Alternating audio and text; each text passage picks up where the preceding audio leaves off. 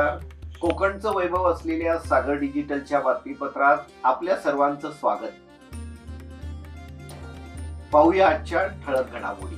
Gateway of India ते मांडवा जलवाहतूक 26 मे पासून बंद.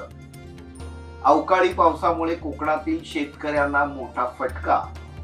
राष्ट्राभिमानाची गोष्ट, कोकणच्या सुपुत्राचा अमेरिकेत डंका. आता पाहूया आजच्या सविस्तर बातम्या. पावसाळ्यात समुद्र खवळलेला असतो, त्यामुळे कोणतीही दुर्घटना घडू नये यासाठी खबरदारीचा उपाय म्हणून दरवर्षी पावसाळ्यात जलवाहतूक बंद करण्याचा निर्णय घेतला जातो. त्यानुसार मुंबईच्या गेटवे ऑफ इंडिया ते अलिबाग मांडवा दरम्यान सुरू असणारी प्रवासी जलवाहतूक सेवा 26 मे पासून बंद राहणार आहे.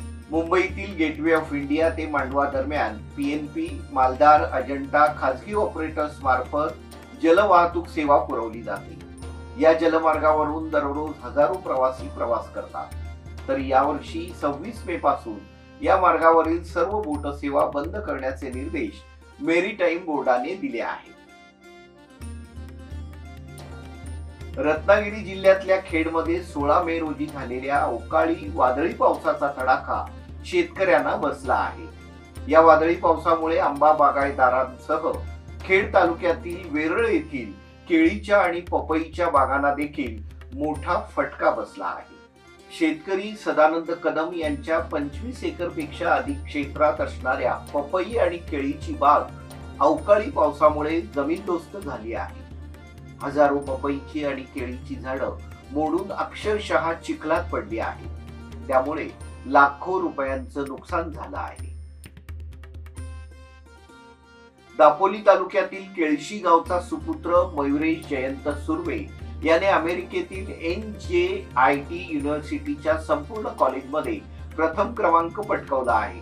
विशेष कौतुकास्पद बाब म्हणजे केळशी सारख्या गावातील एका प्राथमिक शिक्षकाच्या मुलाने संगणक विज्ञान आणि अभियांत्रिकी विषयात पदव्युत्तर पदवी संपादन केली आहे. दापोलीत शिक्षण घेत असताना मयुरेशने शालेय जीवनात देखील विविध प्रकारच्या परीक्षांमध्ये उत्तम कामगिरी बजावली होती.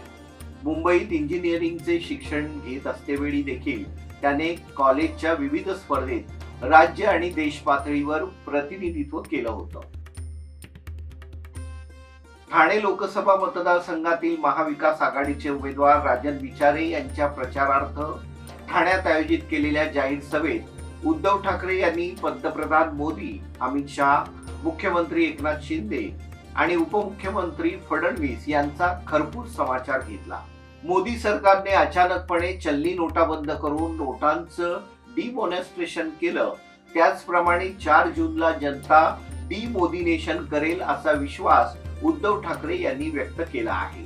जे पक्ष तुमचा विकणार आहेत त्यांच्या नादी लागू नका. या हिंदुत्वाचा विचार आहे ना, या माझ्यासोबत या भाजपवाले जे अस्सल भाजपवाले आहेत, अस्सल जे संघाचे कार्यकर्ते आहेत, नेऊ आपण आपला हिंदुत्वाचा झेंडा पुढे. गुहागर तालुक्यातील समुद्रात मच्छीमारीसाठी आलेली परंतु कोऱ्या बंदरावर विसावण्यासाठी जाणारी हरणे बंदरातील बोट तांडेलला आलेल्या डुलकीमुळे खडकावर चढून अडकली. सुदैवाने बोटीसह तांडेल, खलाशी असे 7ही जण सुखरूप आहेत. गुहागर तालुक्यातील बोऱ्या समुद्रकिनारी देवीच्या डोंगरालगत 15 मे रोजी मध्यरात्री 12 वाजता ही घटना घडली. गुरुवारी दिवसभर बोट काढण्याच्या प्रयत्नाला यश आलेलं नाही. मात्र बोटीमधील इंजिन काढण्यात आलं असून यामध्ये सुमारे 30 ते 35 लाखांचं नुकसान झालं आहे.